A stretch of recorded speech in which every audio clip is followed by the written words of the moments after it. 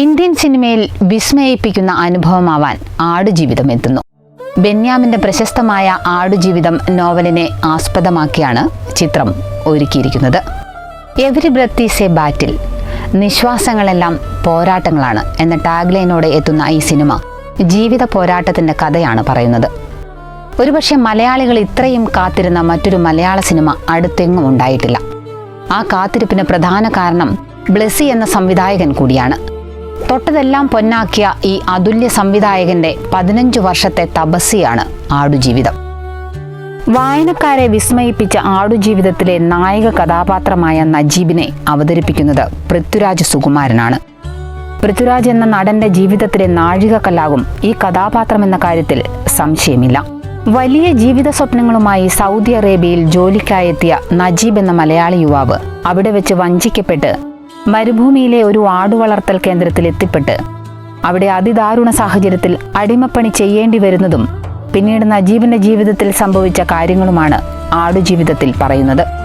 ഏറെ കാലത്തിനു ശേഷം AR റഹ്മാൻ മലയാളത്തിലേക്ക് തിരിച്ചെത്തുന്നു എന്ന പ്രത്യേകതയും ആടുജീവിതത്തിനുണ്ട്. ചിത്രത്തിനായി 3ഓളം പാട്ടുകളും റീറെക്കോർഡിംഗും നിർവഹിച്ചിരിക്കുന്നത് AR റഹ്മാനാണ്. റസൂൽ പൂക്കുട്ടിയാണ് ശബ്ദലേഖനം. പൃഥ്വിരാജിന്റെ നായികയായി എത്തുന്നത് അമല പോളാണ്. ഹോളിവുഡ് നടൻ Jimmy gene Luis, KR Gokul, പ്രശസ്ത അറബ് അഭിനേതാക്കളായ താലിബ് അൽ ബലൂഷി, റക്കബി എന്നിവരും ചിത്രത്തിലെ പ്രധാന കഥാപാത്രങ്ങളെ അവതരിപ്പിച്ചിരിക്കുന്നു. മലയാളത്തിനു പുറമെ ഹിന്ദി, തമിഴ്, തെലുങ്ക്, കന്നഡ എന്നീ ഭാഷകളിലും ചിത്രം ഒരുങ്ങുന്നുണ്ട്.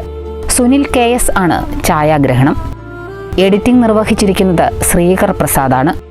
2008 മുതൽ തന്നെ ചിത്രത്തിനായുള്ള പ്രവർത്തനങ്ങൾ തുടങ്ങിയിരുന്നെങ്കിലും 2018 ചിത്രീകരണം ആരംഭിച്ചത്. ചിത്രീകരണം ആരംഭിച്ചതു മുതൽ ആടുജീവിതം വാർത്തകളിൽ നിറഞ്ഞു നിന്നിരുന്നു. ജോർദാനായിരുന്നു ചിത്രത്തിന്റെ പ്രധാന ലൊക്കേഷൻ. നജീബ് എന്ന കഥാപാത്രമാവാൻ പൃഥ്വിരാജ് അത്ഭുതകരമാം വിധം ശരീരഭാരം കുറച്ചതും കോവിഡ് കാലത്ത് ജോർദാനിലെ ചിത്രീകരണം മുടങ്ങിയതും പൃഥ്വിരാജ് അടക്കമുള്ള നടന്മാരും സാങ്കേതിക പ്രവർത്തകരും ജോർദാനിൽ കുടുങ്ങിയതും അന്ന് മാധ്യമങ്ങളിലെ പ്രധാന വാർത്തയായിരുന്നു.